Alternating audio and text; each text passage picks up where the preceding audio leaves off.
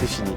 C'est fini, la CAN 2025 est terminée. Bonjour à toutes et à tous, bienvenue sur Média TV pour votre quotidienne CAN+, consacrée à cette Coupe d'Afrique des Nations qui s'est conclue hier, en tout cas pour nous déplaire, avec la victoire du Sénégal face au Maroc. Pour en parler, à mes côtés, Noura Bazir, bonjour. Bonjour Anas et bonjour à nos téléspectateurs. Merci de nous retrouver pour cette dernière de CAN+, votre émission dédiée à cette belle Coupe d'Afrique des Nations qui s'est terminée sur une note plutôt une déception plutôt. On n'a plus les mots, on est perdu.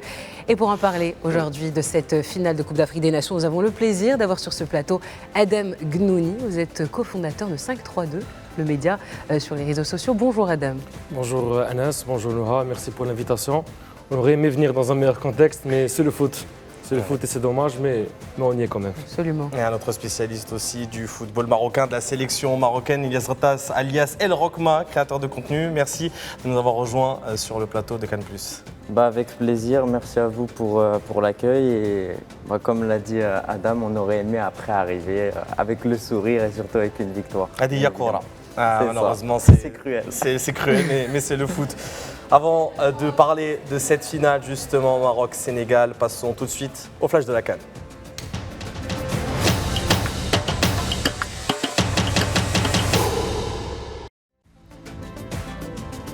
La finale de la CAN s'est jouée dans une tension extrême entre le Sénégal et le Maroc. Le match était fermé et très tactique. À la 37e minute, Iliman Ndiaye se crée la meilleure occasion de la première période, mais manque le cadre. Le Maroc répond juste avant la pause par une tête d'Aguerd à la 40e minute qui frôle le poteau. 0-0 à la mi-temps. Au retour des vestiaires, le Maroc prend l'avantage d'initiative. Les Lions de l'Atlas se procurent plusieurs situations dangereuses, mais sans conclure. Le tournant du match intervient dans le temps additionnel à la 90e minute. Un pénalty est accordé au Maroc après recours à la VAR. Après plusieurs heures survenues aux abords du terrain, Brahim Diaz rate son pénalty et manque l'occasion de donner l'avantage à son équipe. En prolongation, le Sénégal frappe en premier à la 94e minute. Pape Gueye envoie une frappe puissante depuis l'entrée de la surface et ouvre le score, permettant au Sénégal de remporter sa deuxième Coupe d'Afrique des Nations. Auteur de 5 réalisations lors de cette édition, Brahim Diaz a signé une participation remarquable lors de cette Coupe d'Afrique des Nations. Le trophée a été remis aux joueurs du Real Madrid par le président de la FIFA, Gianni Infantino. De son côté, Yacine Bono a reçu le trophée de meilleur gardien après avoir encaissé seulement 2 buts lors de cette CAN, dont 1 but en finale. De son côté, l'attaquant sénégalais Sadio Mané s'est vu décerner le trophée de meilleur joueur de cette édition. Par ailleurs, le président de la CAF, Patrice Motsepe, a remis le drapeau de la CAF au pays qui co-organiseront la prochaine édition de la CAN en 2027, à savoir le Kenya, la Tanzanie et l'Ouganda.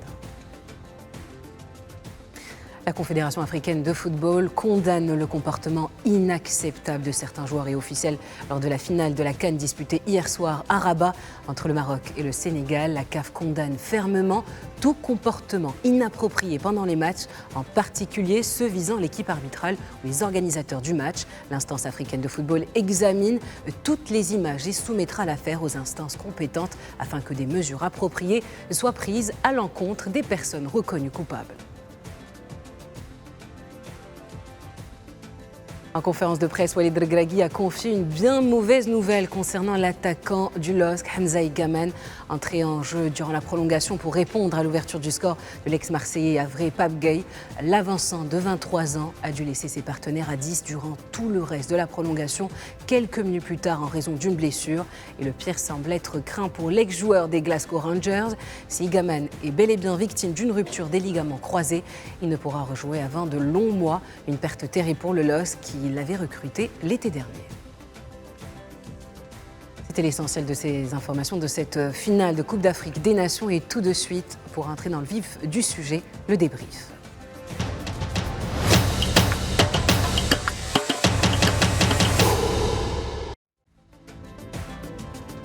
Une finale, une déception, une désillusion pour le peuple marocain, mais également pour cette sélection marocaine qui avait fait un très beau parcours en cette Coupe d'Afrique des Nations. Finir premier des phases de groupe, passer les quarts de finale, les demi-finales face à un Nigeria pharaonique et enfin une finale qui a déçu de nombreuses personnes. Adam Gnouni, on l'a vu aussi sur les réseaux sociaux, vraiment cette finale a créé de nombreuses polémiques autour. On va d'abord parler un peu du jeu. Qu'est-ce que vous en avez pensé de cette finale, de cette édition de la CAN? Franchement, on ne s'y attendait pas. On ne s'attendait pas à ce genre de scénario. Pas après les prestations du Maroc lors des derniers matchs. On l'a vu, le point fort du Maroc lors des premiers matchs, c'était le pressing. Donc c'était le début de match.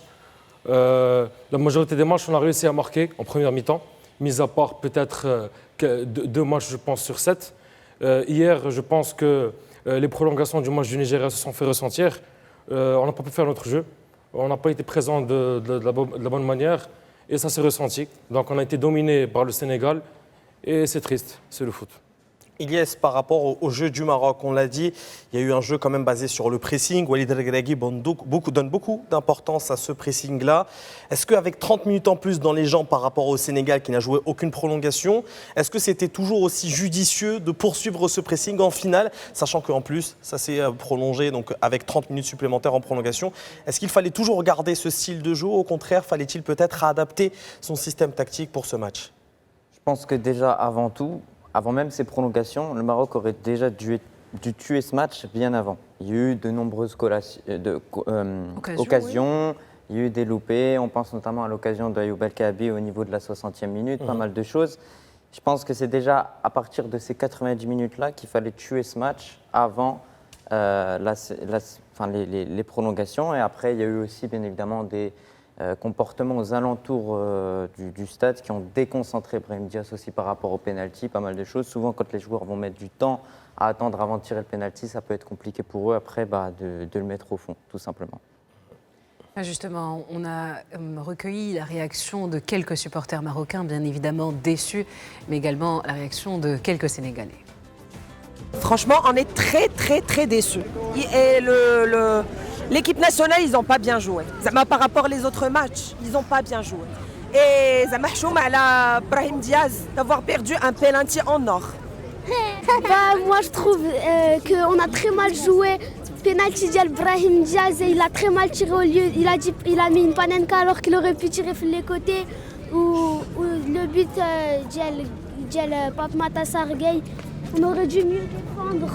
Ou d'abord on n'est pas content parce qu'on a perdu la CAN chez nous. Ou d'abord j'espère qu'on va gagner en 2028 la CAN.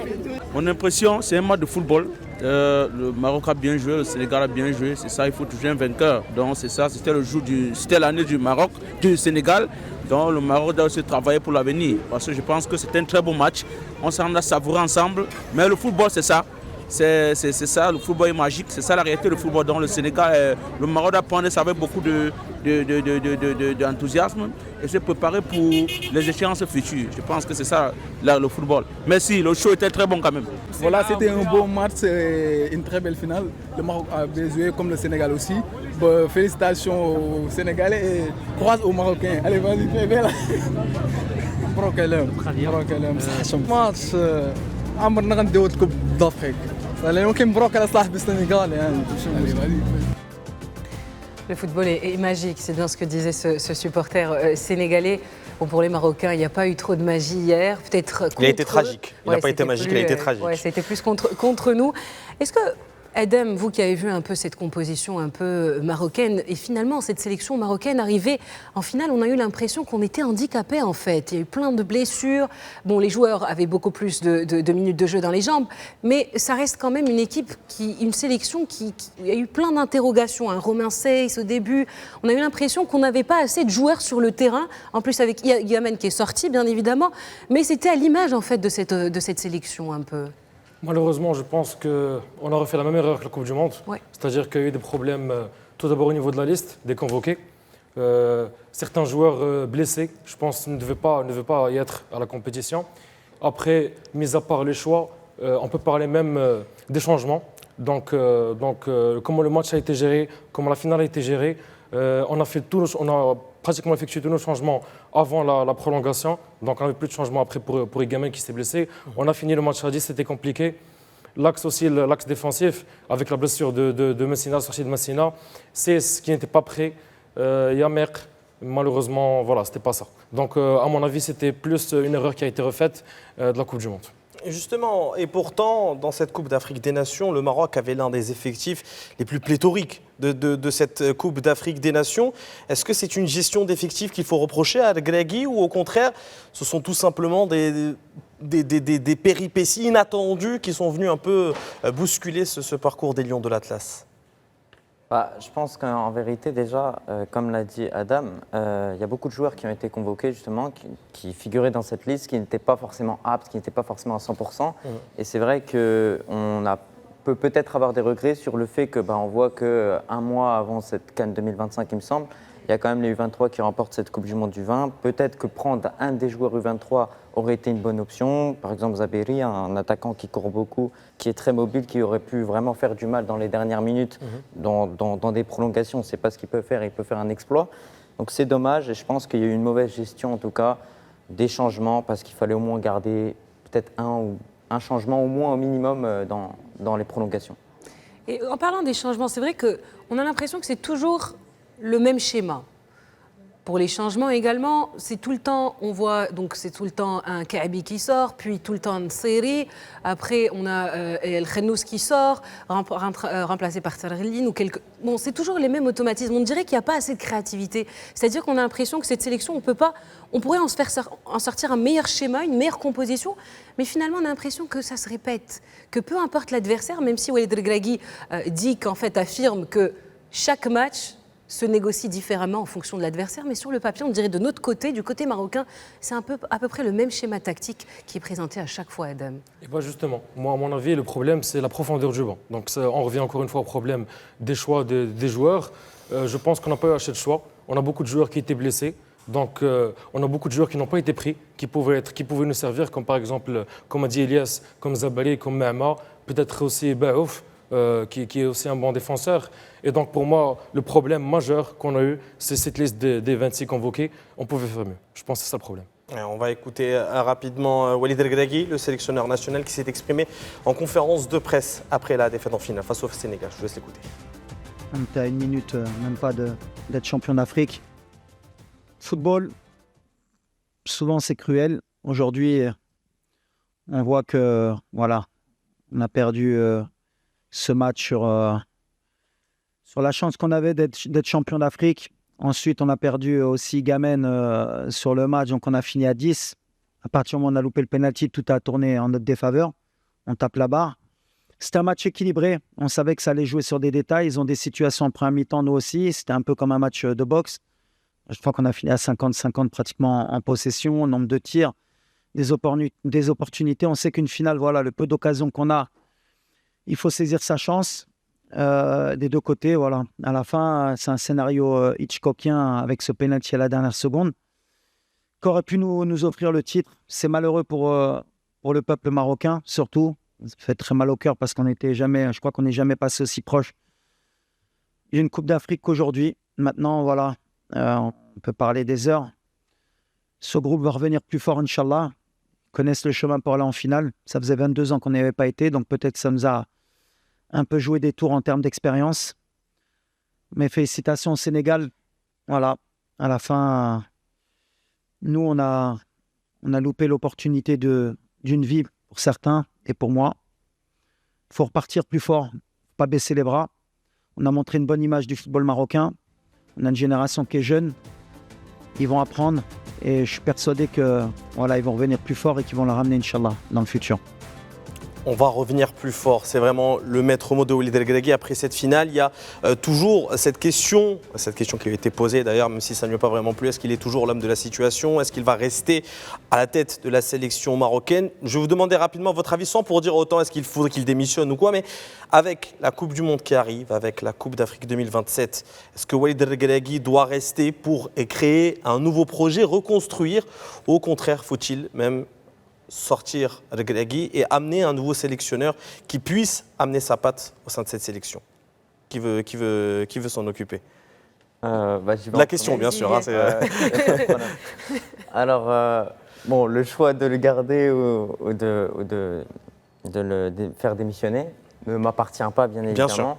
Je pense que d'un côté, on pourrait avoir envie de le garder pour cette stabilité qu'il y a dans l'équipe, etc. Mais je pense que de l'autre côté, il y a beaucoup de déceptions qui ont été accumulées au cours des derniers mois, que ce soit au niveau des derniers matchs amicaux, pas mal de choses, au niveau du jeu proposé, au niveau parfois de certains choix tactiques, comme on en parlait juste avant. Donc je pense qu'en ce sens, Peut-être qu'il faudrait justement partir sur un tout nouveau projet avec un tout nouveau sélectionneur. Je pense qu'après, il y a déjà des fondations qui sont présentes et qui sont là, que ce soit sans Walid Regragui ou avec lui. Cet effectif-là, il ne va pas non plus énormément bouger jusqu'à la Coupe du Monde 2026, même si ça arrive dans quelques mois. C'est vrai que le rôle du sélectionneur reste crucial pour aller dénicher ses talents. C'est vrai que Walid Regragui, ça a été l'homme qui est parti rallier des troupes un peu dans les championnats européens. Il a ramené des petites pépites. Il a convaincu de nombreux joueurs pour venir jouer pour le Maroc. C'est vrai qu'il y a cette tendance de nombreux joueurs qui ont grandi dans des championnats européens, qui reviennent et jouent pour leur pays d'origine. C'est vrai que c'est une tendance, mais est-ce que c'est faire les meilleurs choix? Est-ce que c'est prendre tous les joueurs? Est-ce que c'est donner sa chance à tous les joueurs? C'est vrai que vous l'avez dit, en Coupe arabe, on aurait pu prendre quelques joueurs, même ceux des moins de 20 ans. Est-ce que vous pensez qu'avec un autre sélectionneur, on donnerait plus de chance à plus de joueurs, Adem? En fait, pour moi, maintenant, le problème, il n'est pas c'est pas seulement au niveau de la sélection, c'est pas seulement au niveau des choix, mais plutôt au niveau tactique.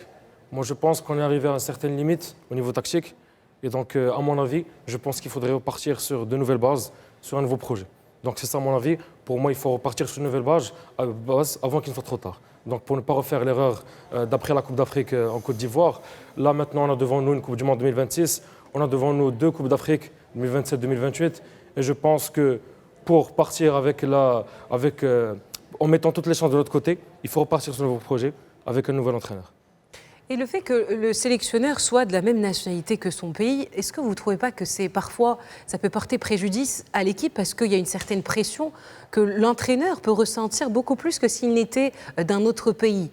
Par exemple, c'est vrai que les sélectionneurs étrangers ont fait leur travail avec le Maroc, ils ont fait avancer, ils ont réalisé de belles performances au fil du temps avec aussi. les Marocains. Oui, les Marocains, c'est ce qu'on a vu, c'est une tendance ces derniers temps. C'est vrai qu'Antalya Khtewi, c'est celui qu'on voit actuellement. Est-ce que vous pensez qu'il y a une différence, Ilyes, quand les sélectionneurs étrangers, est-ce que ça peut porter préjudice également, comme ça peut porter ses fruits également? Moi, je suis pour que le sélectionneur soit de la même origine, c'est-à-dire un Marocain. Après, c'est vrai que c'est différent. Le sélectionneur qui va être marocain, il va vraiment se donner à 200%. Il a plus de pression. Il y a toute sa famille, il y a tout le monde qui va être derrière lui. Après, un sélectionneur étranger, il a son travail à faire, tout simplement. Je pense que l'équipe aura plus de cœur avec un sélectionneur marocain plutôt qu'avec un sélectionneur étranger. Et peut-être que parfois, il ne faut pas de cœur, il ne faut pas avoir de cœur dans le football. Parfois, vraiment, c'est peut-être cette pression aussi qui joue contre le Maroc. C'est-à-dire que les joueurs le ressentent. Si leur entraîneur ressent cette pression, si elle le touche, les joueurs, elle ne peut que le toucher également. Donc, c'est vrai que quand un entraîneur est étranger, bon, pour le cas, on va dire un peu de l'équipe sénégalaise, dans ce cas-là, Pape Thiaw, pour lui, c'est vrai qu'il réalise une belle Coupe d'Afrique des Nations, mais c'est vrai qu'on l'a senti quand même un peu sur la retenue depuis le début de cette CAN. Il n'avait pas l'air d'être aussi impliqué. Et ça a donné beaucoup d'oxygène à ces joueurs sénégalais. On a une réaction de Walid Regragui qui parle un peu de Pape Thiaw et le fait qu'il ait demandé à ses joueurs de quitter le terrain. Regardez. Je pense déjà qu'il y a eu beaucoup de temps avant qu'il tire le pénalty, ça a dû le perturber. Après, si on veut revenir aujourd'hui aussi par rapport au match, l'image qu'on a donnée de l'Afrique aujourd'hui, c'est un peu honteux. Quand un entraîneur il demande à ses joueurs de sortir du terrain, voilà, il avait commencé déjà en conférence de presse, tant mieux pour lui. Bon, comme je dis à la fin, il faut toujours rester classe, dans la défaite comme dans la victoire. Ce qu'a fait Pape ce soir, ça honore pas l'Afrique. C'est pas classe, mais c'est pas grave, il est champion d'Afrique, donc il a le droit de dire ce qu'il veut. On a arrêté le match aux yeux du monde pendant au moins 10 minutes. Ça n'a pas aidé Brahim, c'est pas une excuse de la façon dont il l'a tiré, mais voilà, on va pas revenir en arrière, il l'a tiré de cette manière-là. On va l'assumer, surtout moi en tant que coach, et voilà, on regarde de l'avant. Et justement, juste après la victoire des Sénégalais, Pape Thiaw, sa conférence de presse ne s'est pas passée comme ça devait se passer. Regardez, je vous demande de regarder pourquoi. Voici la réponse de pourquoi cette conférence de presse n'a pas eu lieu.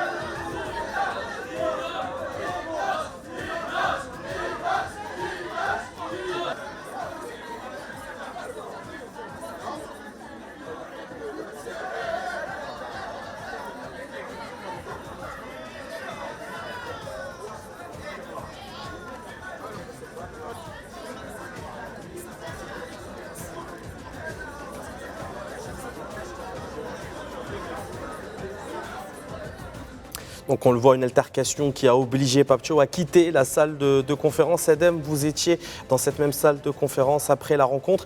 Qu'est-ce qu'il s'est vraiment passé? Qu'est-ce qui a provoqué cette altercation entre les journalistes dans les tribunes? En fait, pour moi, le problème, il remonte bien avant cette conférence d'après-match. Pour moi, ça remonte au communiqué de l'équipe sénégalaise, de la fédération sénégalaise, qui concerne l'organisation. Donc pour moi, c'est ça où a commencé le problème. Donc l'extra-sportif a commencé bien avant. Ça a fait monter la tension jusqu'à ce moment-là. Ensuite, ça a suivi à la conférence J-1, où le sélectionneur sénégalais a provoqué l'équipe marocaine, et donc toujours dans un contexte hors match. Donc à aucun moment le match n'a été évoqué en lui-même. Donc on parlait toujours de l'organisation de l'extra-sportif. Et après, bien sûr, on a vu ce qui s'est passé. Pendant le match, la tentative d'abandon, on va dire, de forfait. Ils ont essayé de faire pousser au maximum. Et puis à la fin, c'est dommage de voir ces images-là dans cette conférence d'après-match où on attendait d'écouter la réponse du sélectionneur par rapport à ce qu'a dit Walid Ghaghi, mais c'est triste. À la fin, on voit des journalistes qui quittent la salle, on voit le sélectionneur qui ne donne pas de déclaration, c'est dommage. C'est vrai que c'est vraiment dommage et que ça donne une mauvaise image au football africain. Sur le terrain également, il y a eu de nombreuses violences et vraiment c'est triste de le dire, mais c'est pas cette image qu'on veut donner au football africain. Et il faut le dire, on a été vraiment déçus de voir des supporters descendre des gradins pour s'attaquer à de pauvres stadiers qui faisaient leur travail. Et d'ailleurs, Ilyes, vous en avez fait une vidéo sur les réseaux sociaux. C'est malheureux qu'un stadier reparte avec une mâchoire brisée parce qu'il faisait son travail, mais de quel droit les supporters peuvent descendre? D'ailleurs, la CAF condamne ces agissements et il y a actuellement une enquête qui est ouverte pour retracer et pour retrouver tout comportement qui est inapproprié. Qu'est-ce que vous en avez pensé, Ilyes? Alors bien évidemment, c'est des choses qu'il faut condamner. J'espère qu'il y a des sanctions qui vont être prises. Parce que oui, vous le dites, souvent ces stadiers en plus sont dans une tranche d'âge de 19 à 25, voilà, assez jeunes dans l'ensemble. Et donc, ils ont dû faire face à une horde de supporters en rage. Et après, je pense que le plus important, c'est de parler de pourquoi ça a été amené, pourquoi il y a eu cette colère-là. Tout vient justement de Pape Thiaw, qui, avec son acte, a vraiment fait honte et a manqué de respect en fait au football africain. Ce qu'on veut juste rappeler aussi, et ça on le rappelle aux téléspectateurs, c'est qu'au niveau sportif, en tout cas, le Sénégal mérite sa victoire. C'est-à-dire qu'on a vu une équipe du Sénégal quand même assez forte, plus forte que celle du Maroc. Le Maroc peut être fatigué par tous ces matchs, mais il faut rappeler, Adem, que le Sénégal, dans le match, dans le jeu, dans l'intensité, ont été meilleurs que les Marocains. Et ça, on ne leur enlève pas. Bien sûr, on l'a bien dit au début, le Sénégal a presque dominé le match durant les 90 minutes. En fait, on est triste parce qu'on a eu l'occasion de tuer le match avec le pénalty. On ne l'a pas fait. Et malheureusement, le Sénégal pouvait remporter ce titre sans l'extra-sportif. Mais ils ont choisi ce moyen. Ils voulaient mettre toutes les chances de leur côté. Donc, ils ont essayé de nous déstabiliser. Ils ont réussi. Donc, malheureusement, le pénalty est raté. Puis, ils arrivent à marquer en début de prolongation et ils plient le match. Et c'est dommage. Et ce qui manque encore à cette sélection, ça fait depuis des années, c'est l'efficacité.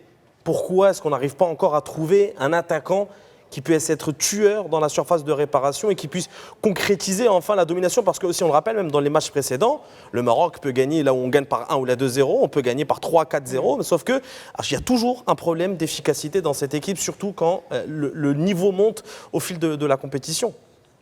Pourquoi? Pour moi, c'est une question d'expérience. En fait, je pense qu'on manque un peu d'expérience au niveau africain.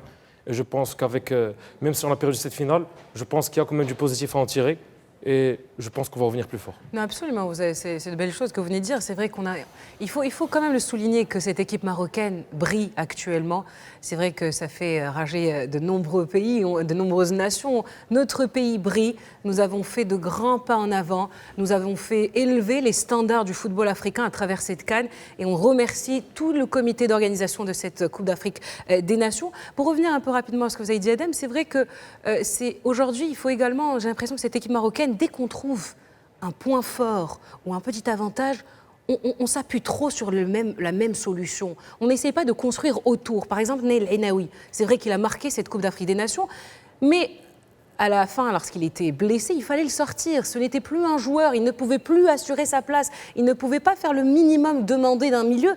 À ce moment-là, c'est vrai que le public ne demandait pas Amrabat, qui n'était pas... mais il fallait faire entrer Amrabat, c'est le minimum. Naïl Ainaoui ne Même pouvait lui, plus il n'était voir. pas à 100%, c'est ça le problème. Oui, mais bon, à ce moment-là, tu as Naïl Ainaoui à 50%. Donc, vaut mieux un Amrabat à 70% ou 80%. Tcharghaline, il fallait le rentrer à la place. Tcharghaline, tu vois, mais pas un Naïl Ainaoui qui ne voit même pas la balle. Et c'est plus ou moins, on va le dire, malheureusement, c'est à cause de lui que le Sénégal marque en perdant le ballon. Mais donc, c'est aussi trouver des solutions. C'est construire autour des constructions, des solutions qu'on a déjà trouvées. Qu'est-ce que tu en penses, Ilyes, un peu de cette évolution un peu du Maroc et le fait qu'il faut trouver d'autres solutions, en fait, des plans B, avoir plus de créativité un peu? Par exemple, il y a un milieu de terrain qui aurait pu être convoqué au niveau de cette Coupe d'Afrique, un milieu de terrain défensif. C'est El Azouzi. C'est un joueur qui a beaucoup de caractère. Et qui aurait pu jouer en défense centrale aussi. Voilà, qui aurait pu jouer en défense centrale, ça aurait pu être une superbe option. Alors il me semble que sur la liste des joueurs, Regragui n'a pas pris la totalité des joueurs qu'il pouvait prendre.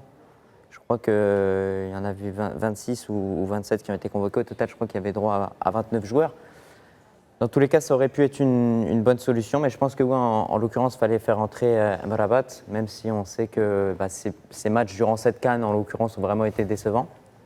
Mais en tout cas, El Ainaoui, on peut vraiment saluer sa performance, parce qu'il s'est battu du début du match jusqu'à la fin, comme un guerrier. Et c'est ça qu'on aime avec sa mentalité. C'est peut-être le meilleur joueur marocain de cette CAN. C'est vrai que ça me rappelle un peu Romain Saiz qui joue en finale de Coupe du Monde alors qu'il est blessé. Et c'est de son côté que la faute est arrivée, et c'est de son côté que la France a pu marquer. Pour revenir rapidement à Pape Thiaw, c'est vrai que ce geste d'appeler ses joueurs à sortir du terrain reste quand même incroyable. C'est heureusement qu'il y avait un Sadio Mané, un leader de cette équipe sénégalaise, qui a rallié ses troupes, qui leur a demandé de continuer. Est-ce que, normalement, dans le football, lorsqu'une équipe quitte le terrain, est-ce qu'on a déjà eu ça dans le football auparavant, Adam? Alors oui, je pense qu'on a déjà vu des scènes pareilles, notamment le match entre le Wydad et l'Espérance de Tunis, en finale de Ligue des Champions. Mais en fait, c'est dommage de voir ça lors d'une finale de Coupe d'Afrique, et surtout venant d'une équipe sénégalaise expérimentée, avec des joueurs, avec des joueurs professionnels, des joueurs qui jouent au haut niveau. C'est dommage de voir ça. Mais comme je l'ai dit auparavant, le Sénégal a misé sur l'extra-sportif. Donc, ils n'avaient rien à perdre. Ils ont un penalty en fin de match, dans les dernières secondes. S'ils marquent, c'est fini. Si le Maroc marque, c'est fini. Donc, ils n'avaient rien à perdre. Ils ont tenté ce coup de pression, ils ont réussi. Et c'est triste. Avant de finir cette première partie de CAN+, on vous laisse écouter d'ailleurs l'homme de la compétition côté sénégalais, Sadio Mané, en conférence de presse, Pape Gueye, l'homme du match de cette finale. Ça aurait vraiment été dommage et triste de voir ce genre de choses, ce genre de scénario passer. Imagine juste une seconde de rentrer dans les vestiaires et que le match de football s'est arrêté ici. Je pense que ça va véhiculer une image négative de notre football. Et je pense que l'Afrique aujourd'hui ne mérite pas ça. Le football africain a évolué d'une façon incroyable et la preuve, elle est suivie partout dans le monde. Donc de mon côté, j'ai fait ce que je devais faire. Et, après, je pense qu'on a eu aussi un peu de chance d'avoir un gardien comme Edouard Mendy qui nous a sauvés encore une fois. Et voilà. Et je pense que sinon, dans l'ensemble des matchs, le Sénégal méritait de gagner. Un sentiment de fierté. On avait à cœur de gagner ce soir. On a tous vu ce qui s'est passé à la fin du match. Mais voilà, on a pris la décision de revenir sur le terrain et tout donner. C'est ce qu'on a fait, on a su marquer et gagner ce match. Non, ce qu'on a ressenti, c'était un peu de l'injustice, parce que juste avant, il y avait une faute pour nous et l'arbitre a décidé de ne pas regarder là-bas. Donc, tout être humain, on était un peu frustrés. Mais comme vous l'avez dit, Sadio nous a dit de revenir sur le terrain, on s'est mobilisé, on est revenu. Il y a eu l'arrêt de ce gardien, Edouard Mendy. Et voilà, après on a su rester concentré, jouer notre football en marquant ce but et en gagnant ce match. Et tout de suite, on met fin à cette première partie de CAN+.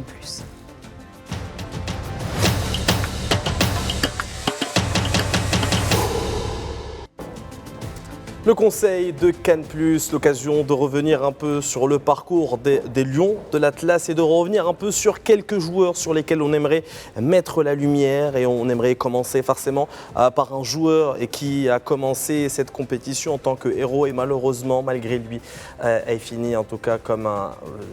Alors je ne saurais pas quel mot donner, mais en tout cas, c'est dommage pour lui de terminer la Cannes de la sorte. C'est Brahim Diaz, l'attaquant du Real Madrid, qui nous a ébloui de par son talent.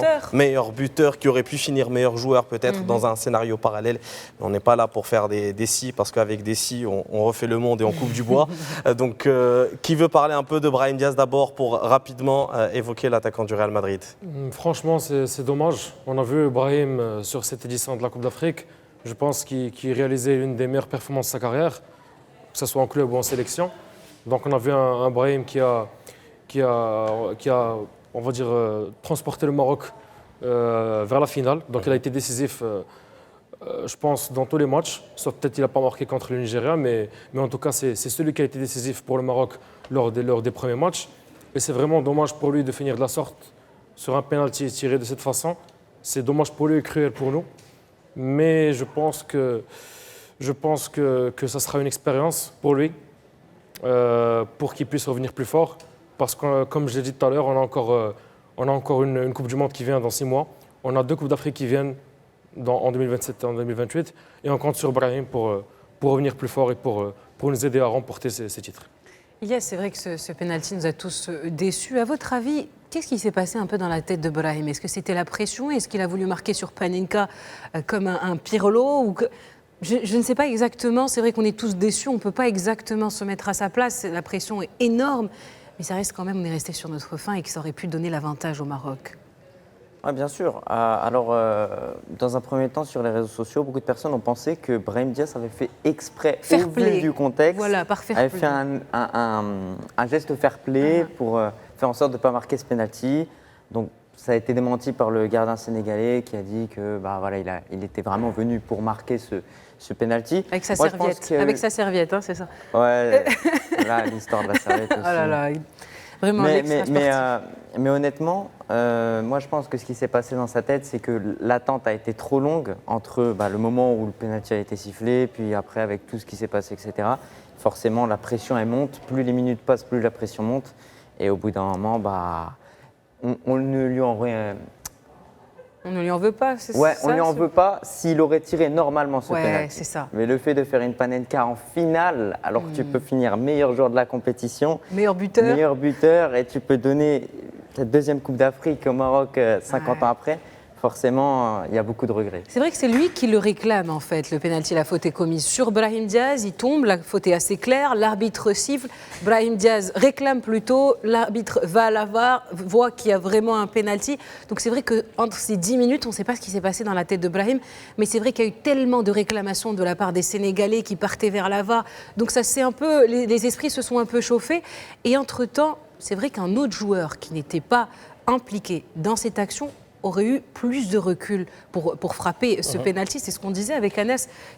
Il y a même une règle. Hein. Moi, c'est une règle. En tout cas, c'est une règle. Oui. C'est, je veux dire, c'est une tradition dans le football. C'est que le joueur qui concède la faute, enfin, en tout cas, qui provoque la faute, ne va pas tirer le pénalty parce que soit il n'est pas à 100% physiquement, peut-être qu'il s'est blessé. En tout cas, sur cette action, ça semblait un peu plus tranquille. Et même, en tout cas, mentalement, parce qu'on sait que vouloir se faire justice soi-même, ça nous amène forcément à vouloir un peu innover, croire que le gardien est dans nos têtes. Et c'est pour ça que moi, quand j'ai vu une série prendre le ballon, j'étais confiant parce qu'une série, moi je me dis, dans l'exercice des pénaltys, il a l'habitude, même avec Fenerbahçe par exemple, avec le Fenerbahçe, de tirer les pénaltys, d'être le buteur de son équipe.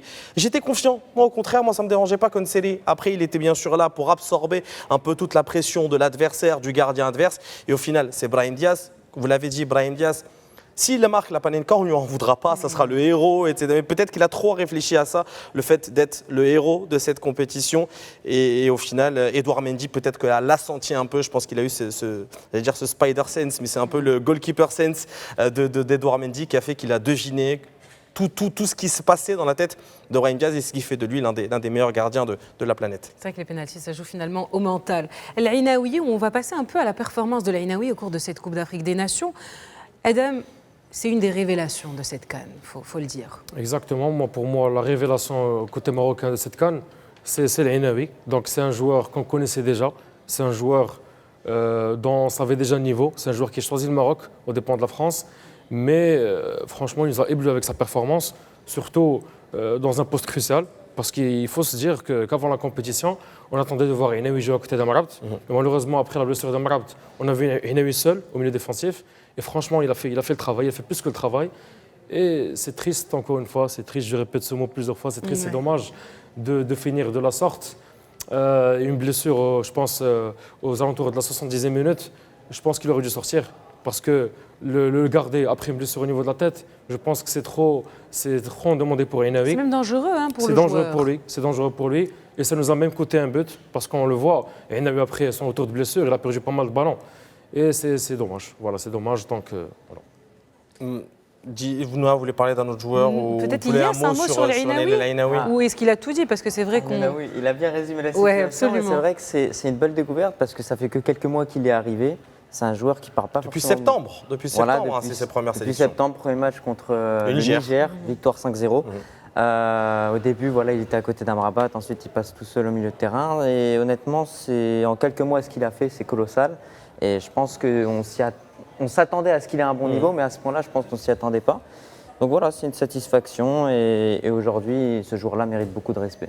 Il y a un autre joueur qui mérite beaucoup de respect parce que moi, j'ai peur surtout de l'après-Bounou. C'est Yacine Bounou, le gardien de but d'El Hilal, qui nous a encore sorti une prestation incroyable hier soir. Malheureusement, sur une frappe un peu transversale rentrante de Pape Gueye, il ne peut rien faire. Mais en tout cas, vous le voyez, même cet arrêt-là, face à Iliman Ndiaye, lorsqu'il part tout seul de l'autre côté du terrain, franchement, et même cet arrêt-là sur Chérif Ndiaye, franchement, sa prestation hier soir a été incroyable et j'ai peur pour l'après Yacine Bounou. Comment est-ce que le Maroc va réussir à avoir un gardien aussi talentueux que Yacine Bounou? Si vous voulez, Elias, d'abord commencer par un mot sur le gardien de but d'El Hilal. Écoutez, Yacine Bounou, il est constant. Pendant cette Coupe du Monde 2022, il a été énorme. Là, encore une fois, il nous sort une grande CAN 2025. Je suis agréablement surpris par la manière dont il arrive à vraiment gérer ses émotions et garder son sang-froid, par exemple dans une séance de tir au but face au Nigeria.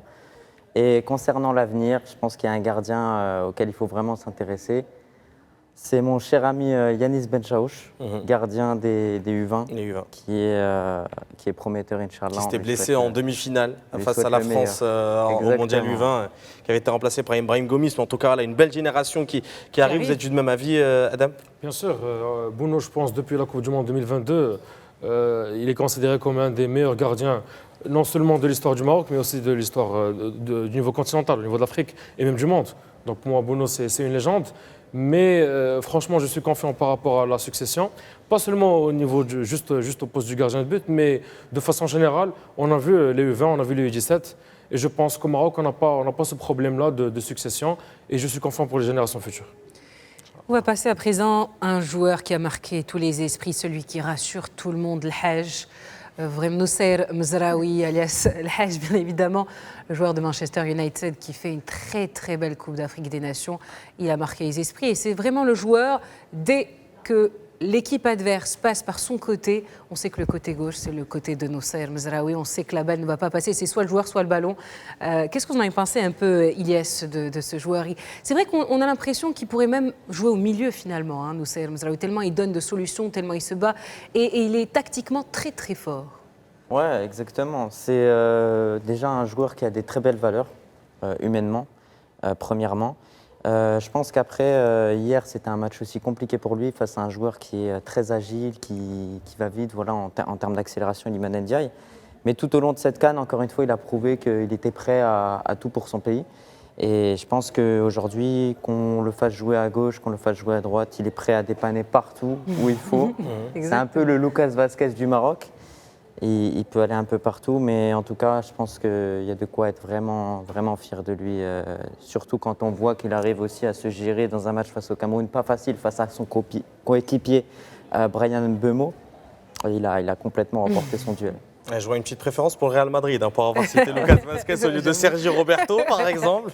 Je vois qu'il y a une petite préférence. Mais pour parler un peu de Mazraoui, surtout qu'à son poste, on a eu un Anas Salahdine qui était déjà très performant lors des premiers matchs. Mais On a vu à quel point Noussair Mazraoui a été là aussi incroyable sur ce poste-là. Est-ce que dans l'avenir, vous pensez qu'il va rester à ce poste de latéral gauche ou est-ce qu'on va redonner la chance à Salah Eddine? Est-ce qu'il va aller au milieu de terrain? Parce qu'à droite, forcément, il y a Hakimi, le capitaine indéboulonnable. Mais est-ce que vous pensez que Mazraoui a toujours un avenir dans ce côté gauche de la défense? Eh ben justement, pour moi déjà, Mazraoui, c'est quelqu'un qui a été auparavant beaucoup critiqué sur le côté gauche. Donc on l'a vu en Coupe du Monde, on l'a vu en Coupe d'Afrique. Pour nous ce n'était pas le bon choix à avoir sur le côté gauche et surtout vu la bonne prestation d'Anas Salah Eddine lors des premiers matchs. Mais là, je pense on a un point positif de Walid El-Ghaeghi qui a eu confiance en Mazraoui et qui a quand même opté pour Mazraoui à gauche, malgré les bonnes performances d'Anas Salah Eddine. Et ça a fini par payer. Et je pense que Mazraoui va continuer sur le côté gauche. Et c'est bien pour le Maroc, ça nous donne plus d'options. Comme ça, on est bien sur les deux côtés. On a Hakimi à droite, on a Mazraoui Salah Eddine à gauche. Et je pense que ça ne peut être que bénéfique pour l'équipe nationale. On va parler de l'attaquant, plutôt l'ailier gauche du Maroc, Zelzouli. C'est vrai qu'hier, il a fait un très bon match. On passait plus par le côté gauche. C'est vrai que Brahim Diaz était plus cantonné. La défense sénégalaise a bloqué un peu ce Brahim Diaz. Il y a sûrement eu un plan anti-Brahim, même si les sélectionneurs disent qu'il n'y a aucun plan anti-Brahim, c'est évident. Donc ils ont plus passé par le côté gauche. C'est vrai que Zelzouli a pu faire la différence. C'est vrai qu'il a donné il a servi ses joueurs, enfin ses coéquipiers, sur plusieurs occasions. On aurait pu marquer, mais qu'est-ce qui a finalement manqué? Est-ce que Zelzouli aurait pu faire une meilleure performance hier, selon vous, Ilyes? Pour moi, Zelzouli, il a tout donné hier. Ouais. Je pense que déjà, il ressort d'une compétition qui a été compliquée dans le sens où c'est un joueur, quand on est ailier, on prend beaucoup de coups. Je pense notamment au match contre la Tanzanie, où il prend un coup d'ailleurs qui, normalement, devrait être sanctionné d'un carton rouge pour le joueur adverse. Donc voilà, un tacle où il part tout seul face au but. Mais non, il a tout donné hier. Je pense qu'il n'a rien à se reprocher. Peut-être dans les derniers mètres, un manque de justesse technique. Mais hormis cela... il peut être fier de la compétition qu'il a livrée parce qu'aujourd'hui, il est en train vraiment de s'imposer comme un vrai cadre. Adam, peut-être qu'est-ce que vous en avez pensé? Moi, je suis d'accord avec Ilyes. Zelzouli, il a fait pas seulement une grande finale, mais une très belle compétition. C'est un joueur très explosif, très rapide, mais à qui on reproche souvent le manque d'efficacité, donc un problème de finition. Et on revient encore une fois au problème du Maroc, de l'équipe du Maroc en général. Donc ce manque d'efficacité, ce manque de finition, qui pour moi revient encore une fois à l'expérience au niveau africain. Donc pour moi, c'est l'après-CAN. J'attends avec impatience cette après-CAN. Après cette expérience, j'attends de voir comment le groupe va réagir. Et je pense que ce sera bénéfique pour nous. C'est vrai que maintenant, on doit tous se dire, c'est fini. Cette Coupe d'Afrique des Nations est finie, clôturée. Il y a une déception. Mais il faut penser à l'avenir et d'ailleurs la Coupe du Monde de 2026 où peut-être le Maroc a toutes ses chances. Le Maroc a toutes les chances. C'est vrai qu'il y aura d'autres. Tout le côté extrasportif, on a l'impression que dans la Coupe du Monde, c'est éliminé. C'est surtout le ballon, le jeu sur le terrain qui parle. Ilyes, on l'a vu et je pense que le Maroc a toutes ses chances pour cette prochaine Coupe du Monde. Oui, bien sûr, le Maroc a toutes ses chances. Je pense qu'aujourd'hui, ce qui a fait la force du Maroc en 2022, c'était le fait d'arriver dans cette compétition en ayant en quelque sorte rien à perdre. Et je pense que là, cette fois-ci, on va arriver un peu dans cette posture, mais plutôt comme un sérieux outsider. Donc oui, le Maroc a toutes ses chances. Maintenant, ça passera par une bonne phase de groupe. On sait que le premier match est contre le Brésil. Et ça, après, il y a beaucoup de choses à dire là-dessus. Il faudra obtenir soit un nul, soit une victoire. Et après, on verra. De toute façon, une compétition, c'est match après match. Absolument. Ouais, et on espère vivre ça, en tout cas on l'espère dans quelques mois. Merci Adem, merci Ilyes, Noura. Avant de terminer cette émission, on voulait d'abord remercier toutes les personnes qui ont travaillé sur cette émission, de l'équipe technique à la rédaction. Voilà, toutes les personnes qui ont travaillé, un grand merci parce que ce fut une belle aventure avec vous, Noura, tout au long de ce mois-là. On a vécu cette Coupe d'Afrique des Nations à fond, jusqu'au bout, jusqu'à regarder les matchs du Sénégal également du côté de Tanger. Mais en tout cas, un grand plaisir à toutes ces personnes qui ont travaillé sur cette émission, que ce soit derrière les caméras, à la régie, juste derrière nous. Et Noura, encore merci de m'avoir accompagné tout au long de cette Coupe d'Afrique des Nations. Ça a été un réel plaisir d'être à tes côtés, Anas. Merci également à toutes nos équipes, les caméramans, les personnes qui sont derrière le prompteur, notre réalisateur. C'est vrai que chaque jour il change. Youssef Ocher, précisément aujourd'hui, mais également notre équipe Serabia. Arabia de la Vision. Absolument, Serabia de la Vision et toute l'équipe. Et on remercie également cette équipe nationale qui nous a fait briller. Il faut leur dire, on est derrière eux, on restera derrière vous à jamais. Et on se donne rendez-vous pour la Coupe du Monde 2026. Merci à nos téléspectateurs de nous avoir suivis pour du foot. Cannes+, du foot. Et encore du foot. Au revoir.